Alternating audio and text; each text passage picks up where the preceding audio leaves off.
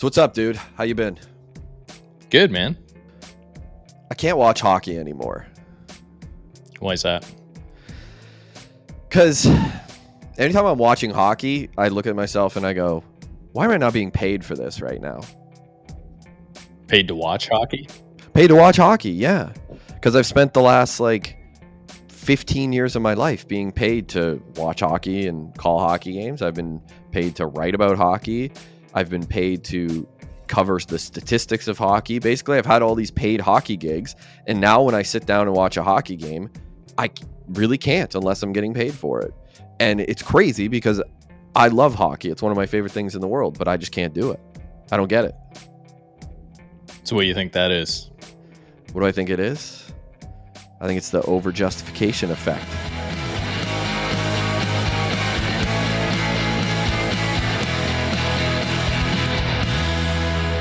Was that our intro? Like what just happened? No, I was serious about that at the top.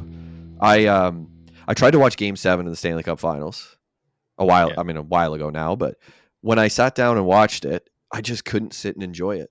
I had to get out my laptop and I had to work on the book. I was like, I got to be making money while I'm doing this because it's what I've done for the past 15 years. I have always made money watching hockey, and now to sit down and not make money at it is very weird, and I don't have that intrinsic motivation anymore. It doesn't exist to just sit and watch a hockey game. It's gone. Wow. It's strange. It's a strange phenomenon to have something that you absolutely love and then you get paid for it, which is what everybody tells you to do, right? Follow your passion and you'll never work a day in your life. But what people don't realize is that you lose it. You lose your passion for the thing once you introduce rewards for it, like money. Right. And I know you've dealt with that too, with what you do. Yeah, definitely, because there was probably nothing like all the way from teenage years through my 20s, there was nothing that I was chasing more than I just wanted to shoot videos. I just wanted to shoot videos and films, and that was the biggest love of my life, right? Besides my wife. But then what about your children? You have 3, yes? Well, I didn't have them in the 20s. Oh, okay. So, yeah, right. Anyways, but yeah, as soon as I made it a business, so I have people a lot of times they'll come up and say, hey, you want to shoot this passion project or something like that? And their passion project usually, but something cool, something fun. And I get excited about it for a minute, like thinking back to those old times where I'm like, yeah, that sounds like fun. And then it instantly I just go, oh, that sounds like work, because that's what I do every day. Right. It's what I constantly do. That's how I make my money. And the thought of not doing it and making money is scary. It's like, well, no, how do I pay my bills if I'm shooting that video and not shooting this other video that makes me money? So, yeah. So what we are talking about is called the Overjustification Effect, and it sounds like a fake thing, but it's very much a real thing that exists that a lot of people have to deal with. And it is, I'm not going to give a textbook definition, but basically the Overjustification Effect is something that happens when you are rewarded for some type of an activity that you used to perform for passion. So it used to be something that you love to do. So in other words, this is an activity that you did strictly out of fun and enjoyment and things like that. But now, because you've been compensated with some type of reward, you feel the need to continuously get a reward. So you almost lose your inner drive for that thing, and it becomes like you need to be rewarded by something that's outside of yourself. So that's not a textbook definition, but that's basically what we're talking about with the Overjustification Effect. And I've felt it, like I mentioned with hockey, you felt it with your business. Another place that I've really felt it, and you probably have too to some degree, is back in the day, 15, 20 years ago, I would write as a hobby. That was my constant, this is my hobby. I want to write screenplays. Yeah. I would write poems. I would write books. I would write everything. Music, all of it. It was my hobby. It was the thing that I did that brought me a lot of joy, creating content and stories and things like that. But as soon as my book came out and I started to go, whoa, I can make money at this, it changed the dynamic that I have with writing. And I spent 12 years writing one book. And now my new book is going to come out later this year. We can lock that in, by the way. We'll put it right here. I'm going to put it out. Nice. Only took 4 years this time. But a lot of people are like, "Oh, you're getting better at it." It's like, no, no, no. I'm just sick of it. That's what like. I think it's a good book. I think it's actually much better than my first book. But I'm just sick of tinkering with it because I've had that outside validation and reward, and now I can't get it from my insides, from my gut, to just come out and like, no, no, I'll keep tinkering with this and make it as perfect as I can. That's gone because I've been paid for my work, and now I'm like, got to get paid again. I got to get that Mhm. reward, that outside validation. And it's a weird thing. It's a weird thing to feel like I almost feel like I've lost my passion for it. Like I still do like it, but I feel like I've lost my passion. Yeah.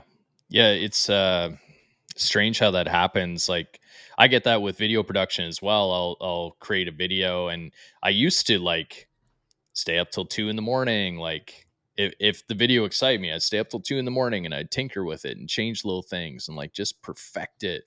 Mm. And I've actually, this is probably a little bit of a good thing, is that I've lost a bit of that perfectionism, which was a bit of a disorder for me actually. So maybe it's not the worst thing, but I don't spend nearly as much time on those things. And maybe there is a portion of that where I've gotten better at it, just like you've gotten probably better at writing and knowing, how to put those pieces together. Um, but there's also that piece that maybe I just don't love it as much. Yeah. Where I find it really obvious now that I've started to learn about it is you look at like the term sellout when it comes to musicians or when it comes to movie stars. Right. People always say like, "Oh, what a sellout." But Yeah. I look at them and I'll use Ryan Gosling as an example. I don't think he's Of necessarily a course. sellout, although he's a perfect example for this. Ryan Gosling early in his career, like the first movie that was like a big movie for him was Remember the Titans, but then he did this movie called The Believer. And in The Believer, he got paid $50,000 for the movie, which is a good Mhm. sum of money, especially in 2001 or whatever year it was. It was early 2000s. Decent Sure. amount of money. But he went from that movie and then did like another art house movie and another one and another one and another one. And over, he was doing these very small movies. He did The Notebook somewhere in there, but even that he didn't get paid a whole lot for. 2006 rolled around. He did a movie called Half Nelson where he made $1,000 a week. So Okay. $1,000 a week. So he's a young guy, not making a whole lot of money, building into a massive movie star. Then he went and did a movie called Fracture where he made $1 million. Good, Mhm. good payday. Yeah. And then you started to see that, oh, the art house movies started disappearing. Yeah. So he's Doesn't not do doing well art anymore. house movies anymore. He got, all of a sudden $1 million. Like that, you can't help but let that change your mindset. So he Hmm. makes the $1 million. And then a few years later, he's in a different realm. Now he's making $7 million. So he made The Nice Guys, which was a movie with him and Russell Crowe. Great movie. Like still good, but it's not an art house movie. So he's making $7 million now. He's not going backwards. He's not going back to make another Half Nelson for $1,000. Even though all the talent is still there, he got nominated for an Oscar, all these things. But you could see it within him that, oh, now he's being rewarded. So it almost has taken away that intrinsic motivation to be an actor for him. Now I can't be in his head. I don't know this for sure, but this is the way it seems to play out for him. And then, now he's making Blade Runner 2049, he's making Barbie, he's making The Fall Guy. He's making like 20 to 30 million dollars a movie. He's not going back to make The Believer or Half Nelson again. And people will say, well, like, no, he can't because now he's a movie star. But he Right. absolutely could if he wanted to, especially now. He's got all the money in the world. He could absolutely go back and make one of those movies. There's nothing stopping him except himself, right? Well, there's, yeah, probably himself, and then probably his team, his management team. Like Sure. he's probably got staff around him and all this stuff. Like he's probably got a lot more responsibility now Kids, to take a care of wife. his Sure. yeah, family, his team. And then they're probably advising him. They're like, no, don't go do that art house movie because they don't play them anymore in theaters. Like it's not going to Mhm. go anywhere, right? Um, so yeah, I see what you're saying, but there's probably a little bit more to it than just, hey, I made money at it and now I don't love doing those things.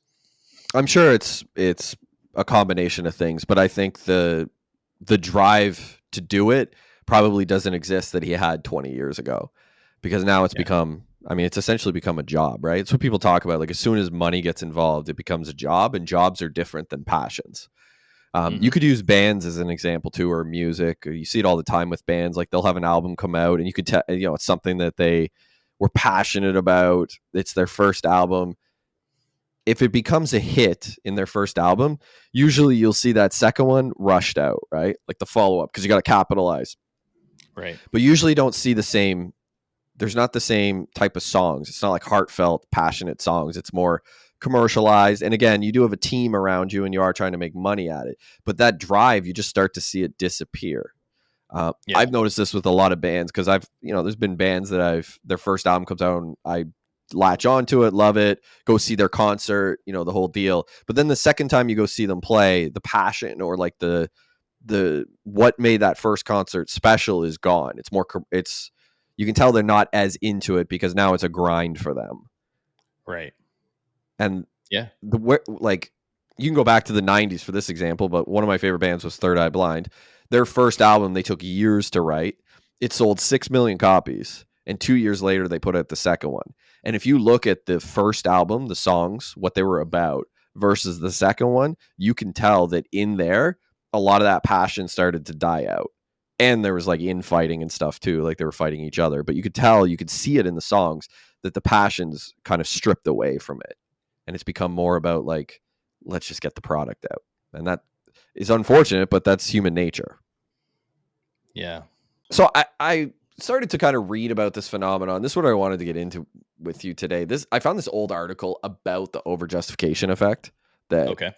I wanted to dive in. I don't know if we'll go through the whole thing, but there are parts of it that I find to be interesting. I thought we'd sort of break it down the way we did with some of our other episodes where we didn't have a guest. Where is the guest? Is this guy late? What's up? Yeah, he must be late. I don't know. So, all right, here's the article. So the article is actually from 2011. I don't know why I picked this one, but I thought it was interesting. So it's talking about the overjustification effect. So it starts out and it says the misconception: there's nothing better in the world than getting paid to do what you love. Did you grow Mm-hmm. up feeling this way? Was this something that you were told? I wouldn't say that my parents were like, "Hey, make sure you do something you love." But I Mm. did gain that somewhere where I was almost looking to my parents going, "I don't want to do what you do because you don't love it."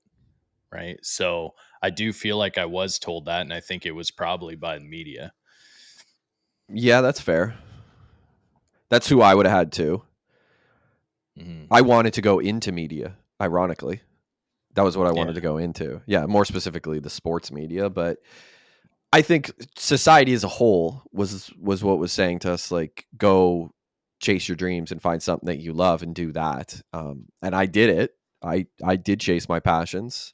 Yep. Ultimately, I still am, and that's one of the things. If you are in your 20s and you swing and miss, then your 30s don't look the best, or they're much more difficult than if you hit in your 20s.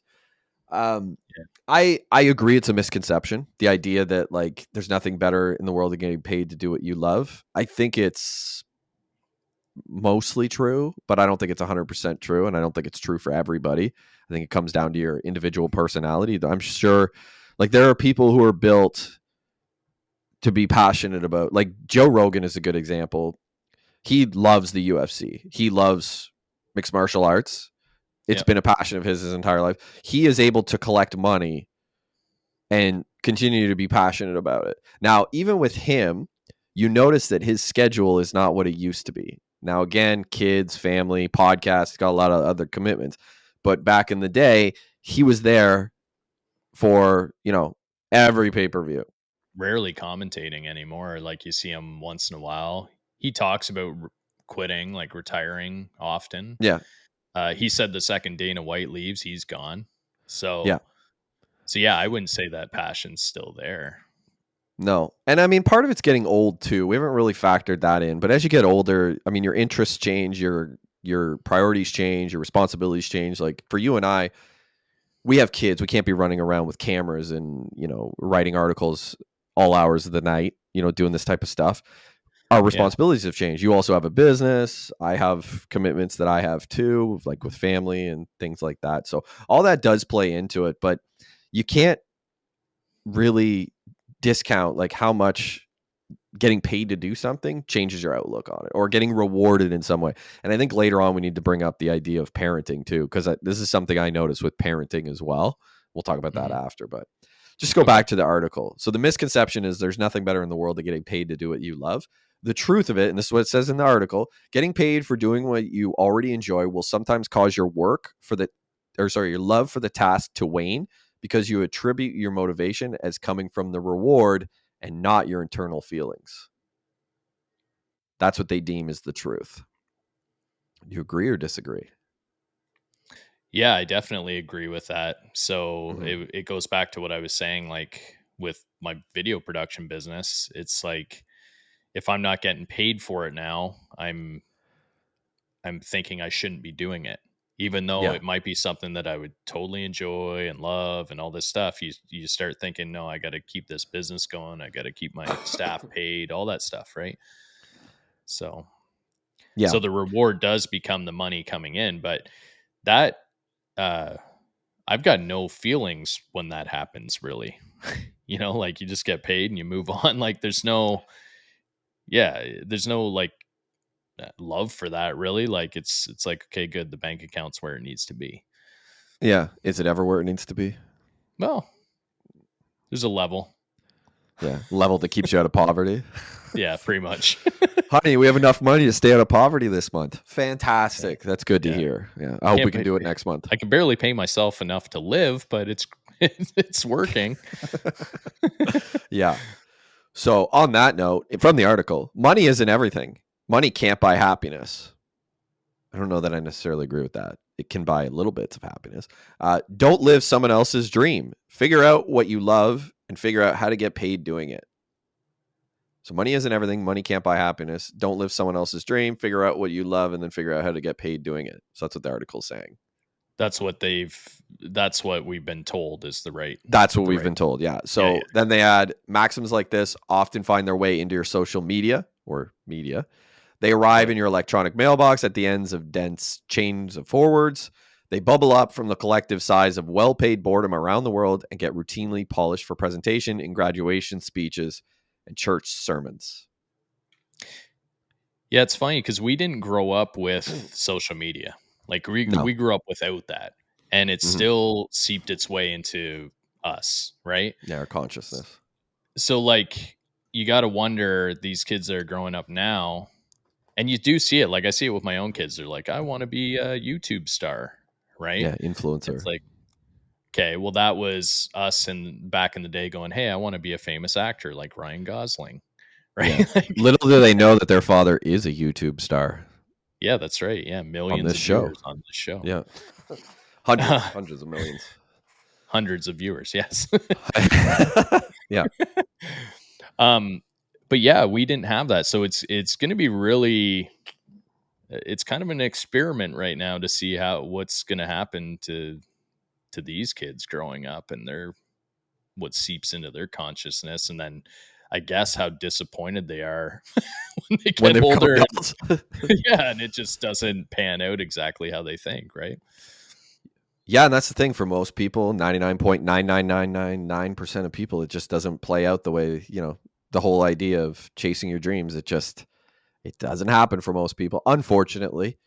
Hmm. That doesn't mean you should stop or like not try to hit them, but it's a hell of a thing to, and very few people ever get to do it.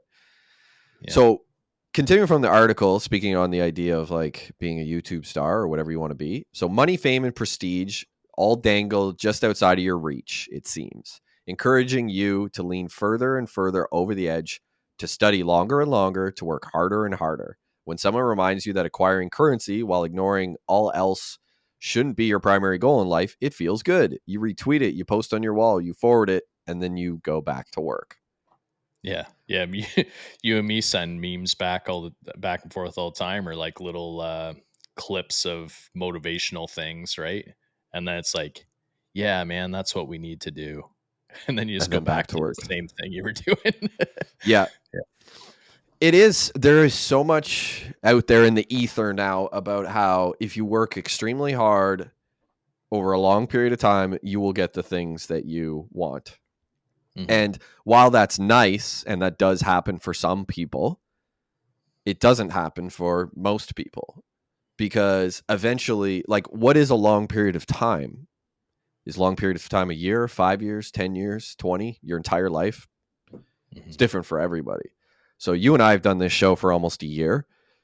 Shockingly, it hasn't blown up yet. We're not making money at it yet. Now, how much longer do we need to do it? I don't know the answer to that. I'm prepared to do it for as long as it takes, but I do wonder whenever that does happen, what is my feeling towards this show going to be? Because right now I love doing it. I look forward to doing it. I find it fun. I'll stay up at night making shorts, working on all these different things. I know you do it too. Yeah, And, finding you know, guests and all that stuff. meeting Yeah. people, networking. I love all of it. But as soon as this show becomes something where I make money at it, I know that my intrinsic drive that I have right now is going to start to wane and eventually disappear. And the tricky part will be how do I reignite it? And I don't think most people can. I think once Right. it's gone, it's gone. And that's hard. I think that's hard for people. That's not to say you can't. I think it's just very difficult. And people, the day and age we live in, a lot of people don't want to do all the hard things. Yeah. No, that's true. But yeah, should money be our primary goal in life? Probably not. I would agree with that part of it, like that idea. I don't know necessarily that that's a misconception, but if you want those other things in life, like you need money or you need some type of currency that can buy you time. Ultimately, a lot of like people don't think of this necessarily with money, but money is a means of exchange. You and I both know that. I'm sure most people deep down know it. But what you're really exchanging is, or buying in a lot of cases, is time, right? If you have Yeah. money, you're able to buy a lot of time. It's usually other people's time, but you can also Yeah. buy your own time back. And what we sell when we work for somebody is time. And like you said with the whole video thing, I'm not going to go give up time that I typically get paid for free now. I'm not just going to give it away to somebody, even though I might like the activity that they're doing. I'm just not going to do that. And I think Yeah. that's ultimately like if you wanted to boil it down to one thing, that's what it is. And that's how I felt watching hockey. I'm like, I'm not utilizing my time to the best. Like there's nothing coming in for this time. Whereas I'm used to some sort of reward for giving up my time to focus on hockey, which is Right. crazy to think. Because I spent 35 years of my life or whatever giving it away for free. Just I'll sit down and watch hockey. I just gave up 3 hours of my time. I got zero in return except the entertainment of watching a hockey game. Yeah, I've like even recently this past year, I've been thinking more about doing some things that don't pay me money just to like try to see if I can reignite that love again or that enjoyment. And I've done Yeah. it a few times actually. I went and shot like a friend's band play, did that for free.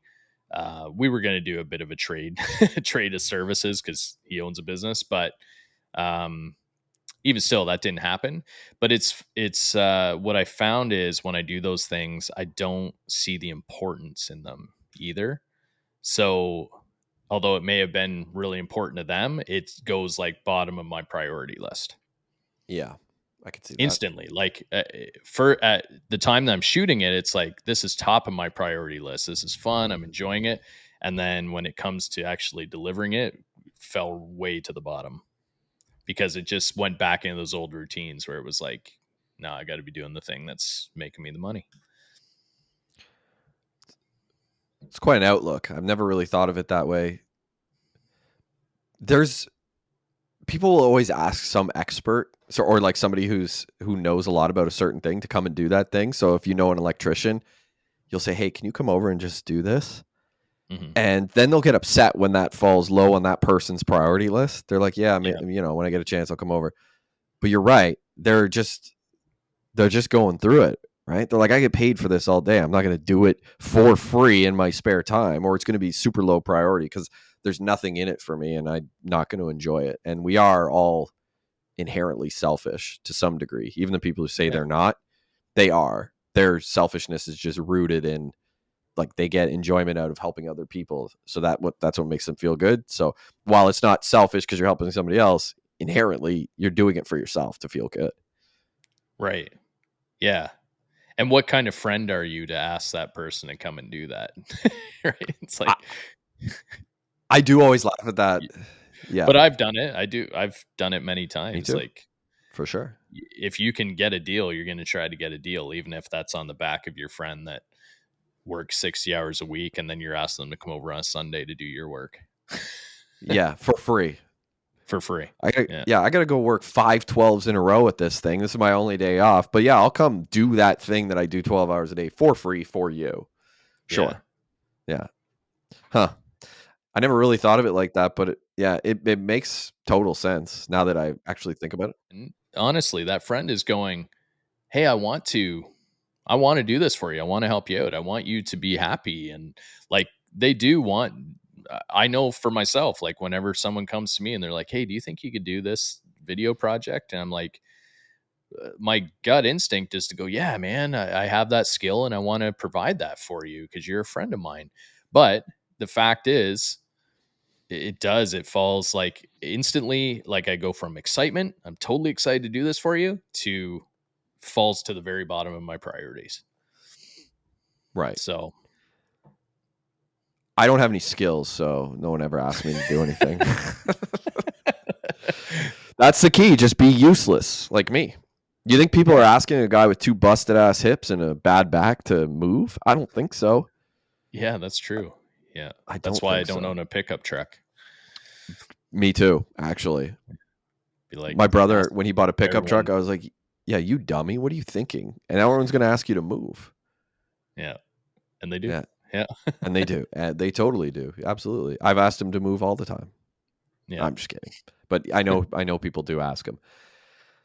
The Actually, I get asked quite a bit to write stuff for people. People ask me to write yeah. speeches. They'll ask me to write. Yeah, I got asked to write a few different things. I've been asked to write a what are those games called where it's like a detective story, but it's meant to be like where you have a Like a murder killer mystery. and yeah, murder mystery. I got asked to write one of those like a year ago. I did it, but the whole time I was like, what? How much am I getting paid for that? And I knew I wasn't getting paid anything, but I did it just because I thought it was kind of a little bit fun to do. But it was like low priority for me for sure. Yeah. Well, I guess the way I've been thinking about that stuff too is like, like you were talking about trading time.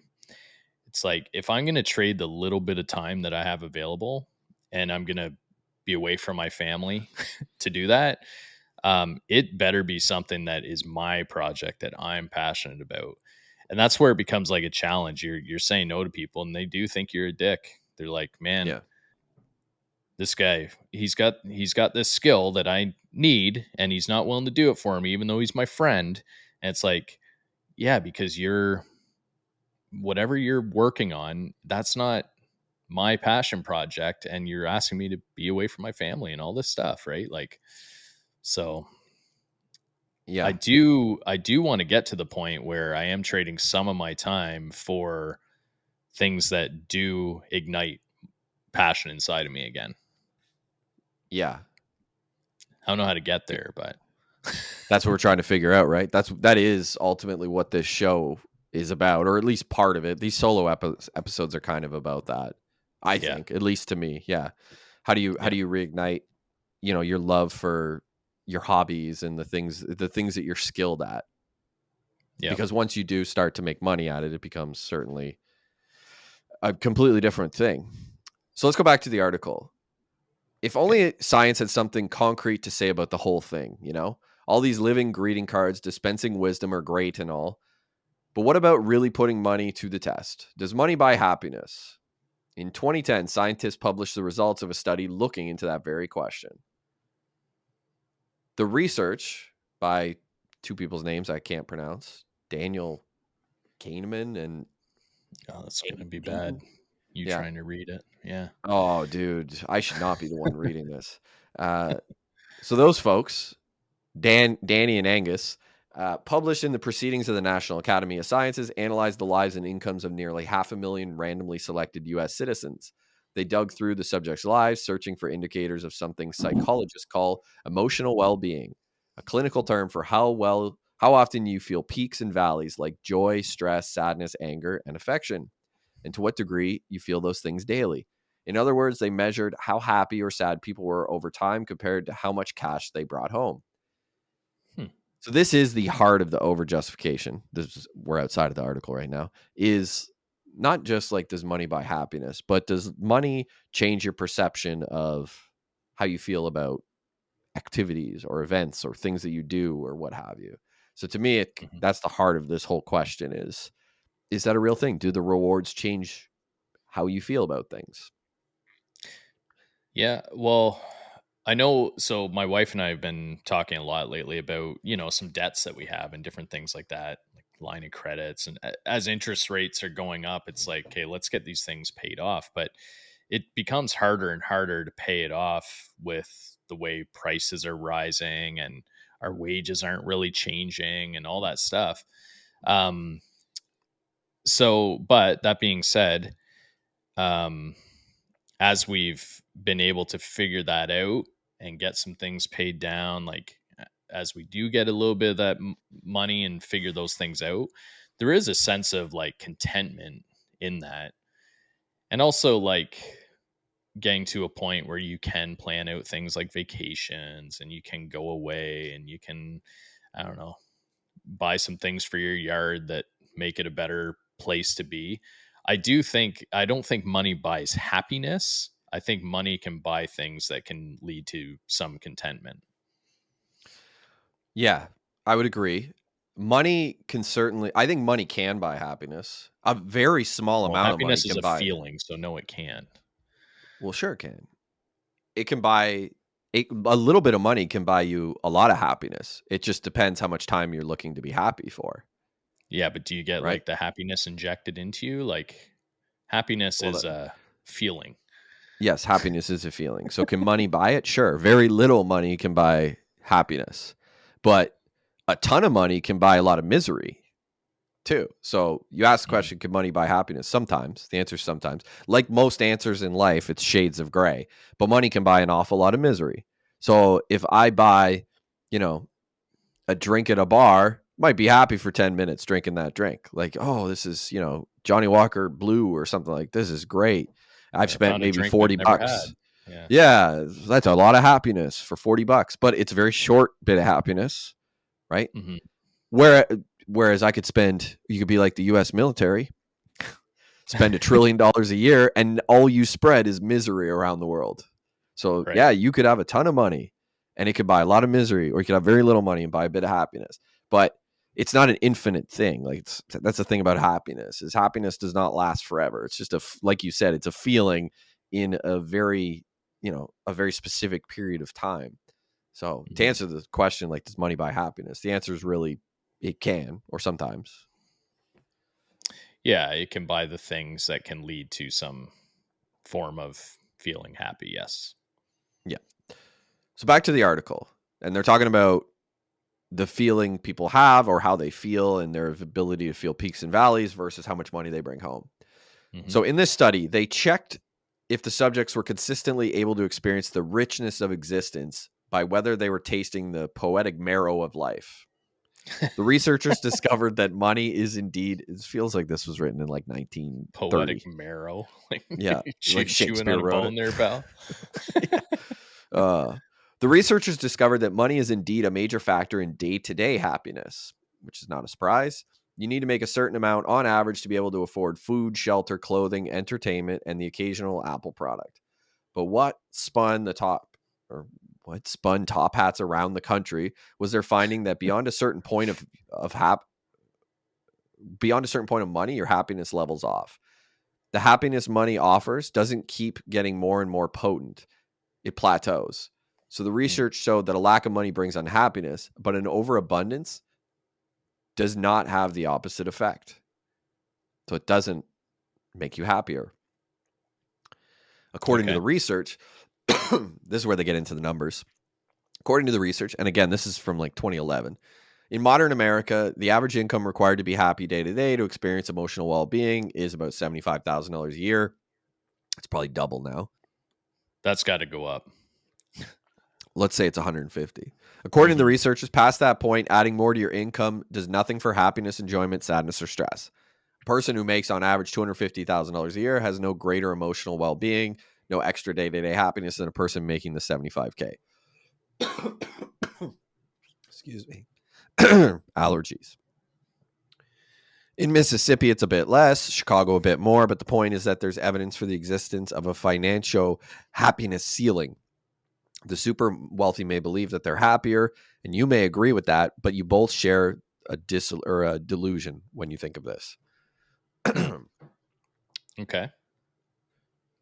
I think that's true. I mean, the data clearly, I mean, according to the research, the data bears this out that once you hit a certain number, it doesn't increase your happiness. I mean, some of the most miserable people I've ever met were the richest, were the most Yeah. wealthy. Yeah. That's anecdotal, but that's been my experience in life. Yeah.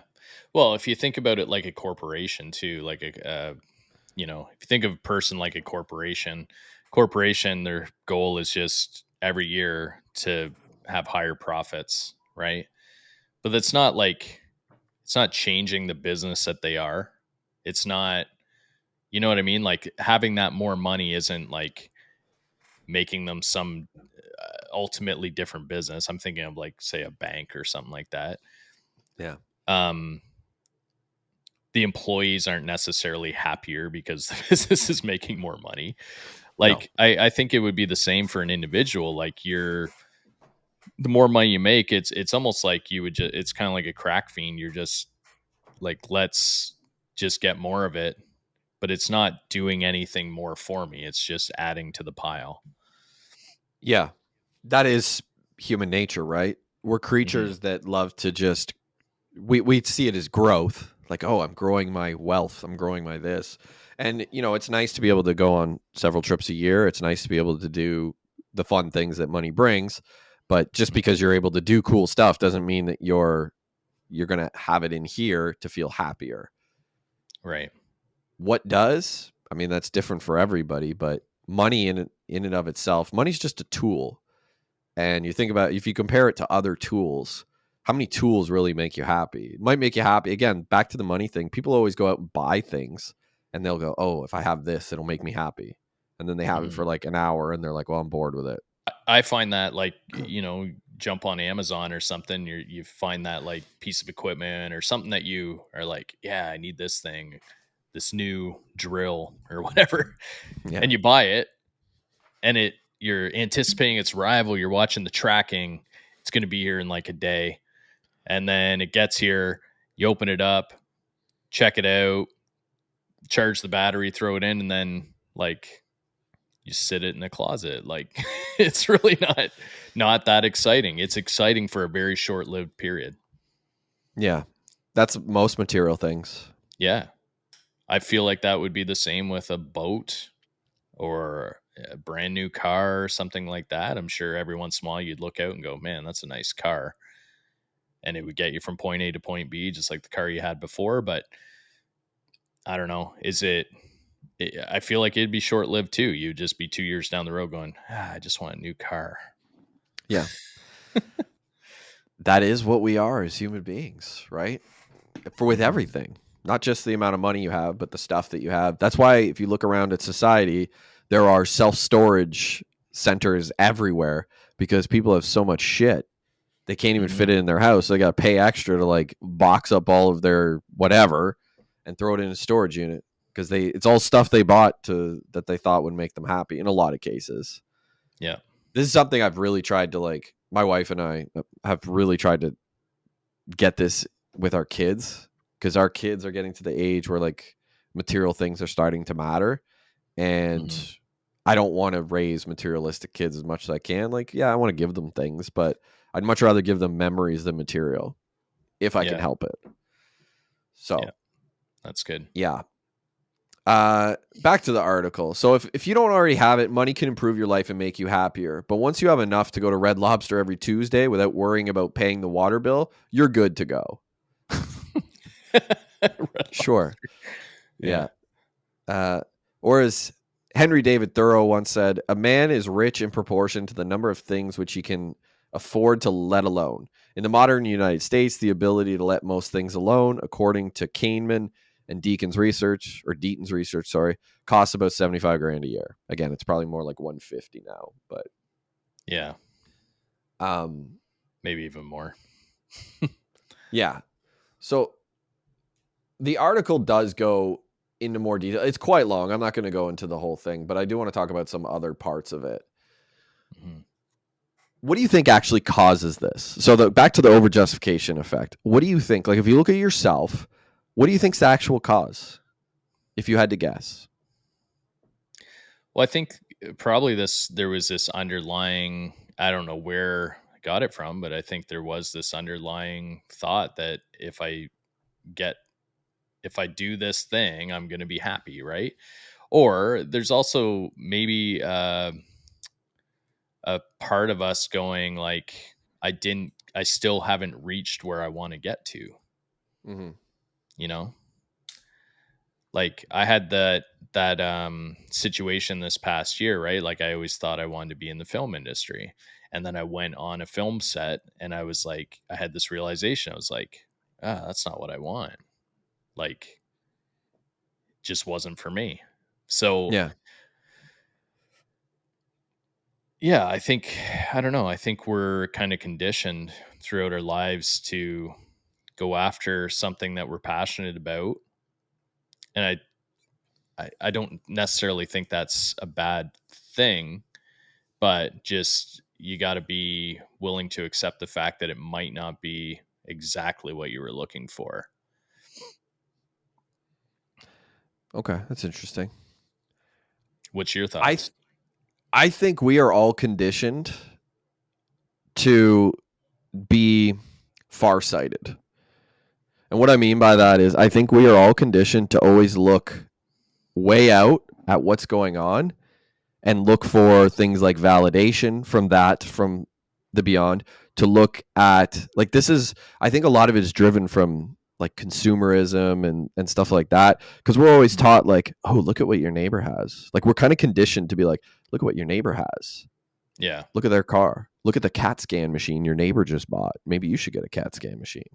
Yeah. Oh, your other neighbor's got an MRI machine. Maybe you should get an MRI machine, right? Well, just living in close quarters, we see that, right? Like we're living in these suburbs, and even myself, I live out in the country, but I got neighbors close enough Yeah. by that you do see everything they got, and you want it. And we are that's we're conditioned to feel that way, to see it. Oh, look at that cool thing that they're doing down the street. They're putting in a second pool. They have two Hmm. pools. We don't even have one. We better get a pool. So we're sort of taught like to just look out and see what everybody's got and be like, oh, I want that thing. I want that thing. And that is what like the powers that be want. That they want us all to be looking at, okay, what am I going to spend? What's the next big thing I'm going to spend money on? So we're conditioned to feel this way. And we're also conditioned to get our validation from that too. Like we don't Hmm. get our validation from ourselves. We get it from outwardly, like how people see us, the way people Yeah. feel about us that aren't us. And Hmm. again, we're conditioned to feel that way. Like, oh, do you really want to do that? Don't you want to fit in? Like that's Right. conditioning to us. Oh, like I mean, back to high school. Oh, you don't want to smoke? You don't want to be one of the cool kids that smoke? Like it goes Yeah. all the way back to like just growing up. Even like, my parents did that. They're like, oh, why would you hang out with that kid? Like he's a bad kid, or Right. something like that. Like, how do you think your teachers will view that? Like they'll start to think that you're one of the bad kids. And that's, again, is that like validation from people outside. Yeah. And I think once we're conditioned to feel this way, then it seeps into every part of our life, including where we find motivation. Like when you're a kid, you're motivated by very few things, and it all comes from inside of you. You're motivated to have fun, to, in some cases, learn new things, but you're mostly your primary motivation as a kid is to just have a good time, and that comes Yeah. from within. There's nothing telling you to feel that way, but there is another motivation that you get as a kid, and this goes into the parenting thing that I wanted to talk about. Eventually, when you get a little bit older, maybe in the range of like 3, 4 years old, you start to get a little bold. You start to not listen to your parents as much. And your primary motivation doesn't change yet because you're still motivated by having a good time. But now you have a bit more autonomy as a 3-year-old. You can move around. You can sort of decide for yourself, I'm going to go this way or I'm going to go this way. And that's where your parents come in, and what do they start to do? I know I've done this. Well, they try to rein it in. And how do we rein it in? I mean, there's a few different ways you can, but one of the primary ones, at least that I see, is you start to reward certain behaviors and punish like others. Yeah. Well, you punish certain ones, yeah, for sure. So you start to reward those behaviors. So like, one of the big things is with kids is always eating. Like if you eat your salad, we'll let you have dessert. Right. That's the overjustification effect, because they're not going to eat the salad because it's healthy for them. It's a good thing for them to eat. Like it's good for you to eat salad. You grow up big and strong, right? Yeah. That they don't have any motivation in here to do it. Their motivation is dessert, like ice cream. So like it's become an an outside motivating thing. Yeah. And I know with my kids, like we tried that tactic, or I tried that tactic. Eat your fish or whatever, like whatever healthy thing it is, and I'll give you dessert. But then eventually, and I noticed this one day with my daughter, she all of her fish went to the dog. And she's like, Daddy, I'm done. Yeah. Because there's no motivating feeling that she has about eating fish. She doesn't care that it's healthy. She just cares about getting dessert. And that is that's the outside motivation that she has to eat the fish. And really, she doesn't want to eat it. She's going to give it to the dog and hope that I don't see it. I've actually had one of my kids where I've said, hey, if you don't eat this, you don't get dessert. And he's just like, okay, that's a good trade-off. I don't have to eat this, and I just skip dessert once, right? Yeah. So there's that too, right? Like they can gain that. I've tried to I don't want to sit here and go, hey, I'm better than people at this, because I definitely do this, but I know for my kids, like they'll come and help in the yard or something, right? Like, hey, pick up all those rocks and throw them in this wheelbarrow. And they've asked me, they're like, are we getting paid for this? Right? Like, do we get some kind of an allowance? And I'm like, sometimes I will, but then other times I'm like, no, you're just doing it to help out. Right? You live here, you're helping with this project kind of thing. And for the most part, they've gotten pretty good at that. Like when they do get the odd reward, they're super happy about it, but for the most part, they just help to help. So that's good. So I think that's one thing we've done right. Like they're not expecting that, right? So well, that's good. Hopefully they're motivated by the right thing, which is chipping in and helping out. Just being part of the family. You get to live under this roof. That's your reward. That's a good reward. We'll continue to feed you and house you till you're 18. I do want to touch on one thing that I've realized over the years in business, is this thing that you do become very single-sided, where it's like, this is the thing I'm after. I built this thing up from scratch. This is what I have to do. Like, because I'm so close to it. I've built it up. It's part of me. But what I've realized over the years is, a lot of those things might just be leading to something else, and I've come to sort of accept that. So I'll give you an example. I was, running my videography business for I think about 8 years, and then I was approached by the college here to teach a video production program, and that's one thing that this business led me to. And it was a shift where it's like, oh, maybe I don't have to just strictly focus on this. And I guess for me, the freeing piece of that is that maybe this is just leading to some other thing that I will reignite the passion or whatever. So I just try to be open to those things now, Yeah. because you can certainly shut yourself off to them because you're like, no, I don't want to do anything outside of this thing that I've worked on so hard and built, and it's my passion and all that. So People definitely do. That's a form of self-sabotage, right? yeah, Like people's people, inability to go outside of their comfort zone is self-sabotage. Like, oh, I can't do that thing because it's a risk and I don't want to take a risk. I've got this good thing going in this little comfortable zone and I'm gonna just keep doing that. yeah, Even it, outside things, those are an external, you know, some sort of an external reward, even though it might be like something down the road, like an opportunity. That is an external reward.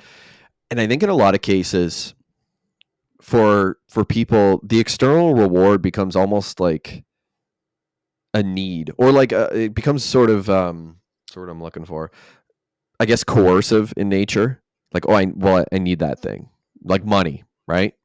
If you go, let's just say you have a hobby like me. Let's just say I was writing for a living, which I am, and I get a part-time writing gig that gives me, I don't know, $400 or $500 a week, and all of a sudden I take that money and make it part of my budget monthly, like it almost becomes an expectation. Well, then that's coercive in a way because I need that money every month. So then right. all of those things that I used to love, like doing, making money for writing, well, it's now I'm forced to do it because I've put myself in that position. Yeah, So it can become coercive in nature. And I think that's part of why people lose that inner drive, is because they put themselves in a position where now I'm forced to do this thing that I used to love to just do on my own terms. And you've lost the autonomy that comes along with it. Like doing something on your own terms gives you autonomy. Like I can pick this up now and put it down when I please, versus like you turn your hobby into a job. Well, you got to do it every day and you don't get a choice in the matter. So there's your coercion, and yeah. that's tough. Like if I go write for this company, make some money at it, now I can afford that car payment. So I'm going to Yeah. go buy that car. This job then pays for that car payment. Now I'm stuck in that, right? Like I Yeah. can't now go, you know what? I don't want to write for this company. I want to just write for myself. Yeah. Yeah. Hmm. That is what happens, right? All the external factors. I'm going to give another example, one that I think is really prevalent in our society. And you and I have dealt with this a little bit because we've gotten more into exercise and things like that over the years. But so people will start exercising, right? And in general, when you start to exercise, you usually have a motivation inside of you that's good because you think it's going to make you healthier. You think you might feel better. You think it might change the way you look. You think, maybe you can, if you work out, you can eat more of the things you like and not feel so guilty about it. Whatever. Everybody's got like a different motivation for why they start to exercise. But really, what it should be, or what would be like the main thing, is like you want to do it because it's fun. And like I said, it's good for you and all that sort of stuff. But once people get into it and they start to exercise, if you have a bit of success with it, you're going to start to get outside validation.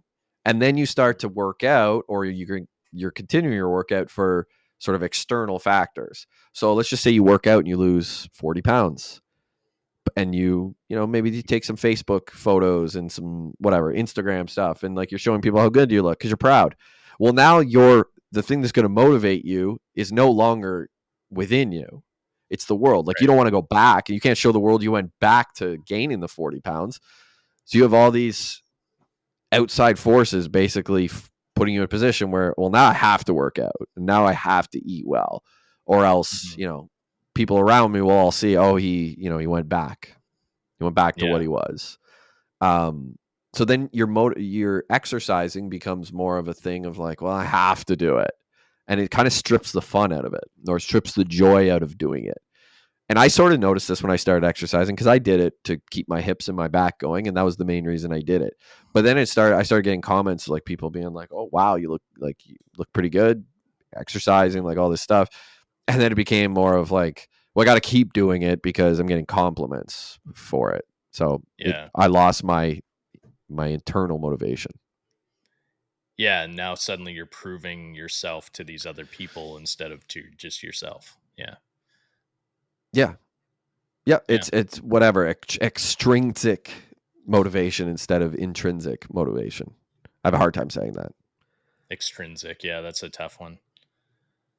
Yeah. Um, there's this line that I use. I might have even used it on this show, but I use it for a lot of things. And I think I've said it to you even like just in our personal conversations one on one. But the expression that I use is the money's in the chase. Now, it actually, I didn't make it up. It comes from wrestling. So, like, there's this expression that the money's in the chase for wrestlers. So, if you've got like a hero, you're going to make the most money with them when they're rising up to, the top of the mountain. So, when you're on that climb, that's where the money is. And then once they get there, the money sort of dries up and it becomes stale and all these types of things. And I think it really applies to like a lot of different things. Like if you're somebody who is moving up in the world, there's a lot of people who get excited by that, you included. And like you're motivated by yourself mostly. Mhm. Like obviously you want to reach a certain mountain, but mountaintop I should say. But once you get to that point, what is actually going to drive you is completely different. Right? Your Okay. drive is no longer like if you've essentially hit your goal, you've got to find your next one. And a lot of people can't. Like they can't bring it from them inside themselves. And we've talked about goal setting on this show, how we have to like constantly set goals and have a map of where the next thing you're going is. I think a lot of people have a hard time with that. And they have a hard time motivating themselves because once you've hit your goal, if it's like a pretty big goal, you're comfortable there. That's where I always wanted to go. I'm comfortable now. There's Yeah. nothing to motivate me to go to the next thing. And go ahead. Well, I think that becomes part of that problem is that you think you want contentment, right? Like you Yes. think you want this like easy going life, but we're driven by challenge. That's Yeah. human beings. We're driven by challenge. And when we're not challenged, you become depressed. And part of the Mm-hmm. problem with our society now is like people just live in this kind of stable, not everybody, but a lot of Yeah. people live in this stable, contented, okay, I work my job, I come home, I eat, I pay the bills, I'm good. I can go out on the weekend. Maybe I have a pool, I can swim in the pool. Um, they have this contentment just going through life, but look at the mental health issues we have right Yeah. now. Mm-hmm. And it's because For people sure. aren't challenging themselves. No. And I think we've even talked about this on the show, but you get to choose in life, like at least in most parts of the world, you get to choose your version of hard, of what's hard in your life. Hmm. So I can sit home, like I could skip work, sit home and watch TV all day, Hmm. but my life's going to become really hard when I can't pay my bills anymore. So it'll be easy that period of time where I'm going to watch TV, but then it's going to become very difficult when I can't pay my bills and I get evicted or kicked out of my house or what have you. Or I can work all day and that's the hard. And then I go home Hmm. at the end of the night, I can watch TV. And then that's where I get to choose when my comfort is and when the hard parts of my life are. And you're right. I think for a lot of people, they don't ever choose a hard part of their life. Like Hmm. there's a lot of people who go through life without having to really do anything that's all that hard. They might think something was hard. Like, oh, are you kidding? I went through high school. That was really hard. Okay. You and several billion other people have done that. So it isn't that hard. Like Hmm. there could have been, social factors that made it difficult. You might have had moments that were hard, but as an overall, arching thing, it's probably not all that hard. Yeah. And hard is something that like there should be parts of your day every day that are hard because that is how you find growth and that's how you learn and that's how you get better and things like that by doing difficult things. If what you do is always easy, then you're not going to grow and you're not going to get better. It's just not going to happen for you. And that's a lot of what comfort is that you're talking about. Yeah. So, Yeah. yeah, choose your hard, I guess, is what I would say for people. So the overjustification effect threatens your fragile narratives, especially if you haven't figured out what to do with your life. You run the risk of seeing your behavior as motivated by profit instead of interest if you agree to get paid for something that you would probably do for free. Conditioning will not only fail, it will pollute you. You run the risk of believing the reward, not your passion, was responsible for your effort. That's an interesting line. We'll come back to that. And in the future, it will be a challenge to generate enthusiasm. It becomes more and more difficult to look back on your actions and describe them in terms of internal motivations. The thing you love can be drudgy if that which can't be measured is transmuted into something you can plug into TurboTax. Hmm. So the line that I found interesting, you run the risk of believing the reward and not your passion was responsible for your efforts. And in the future, it'll be a challenge to generate enthusiasm. Mm-hmm. Mm-hmm. Are you Yeah, looking at me?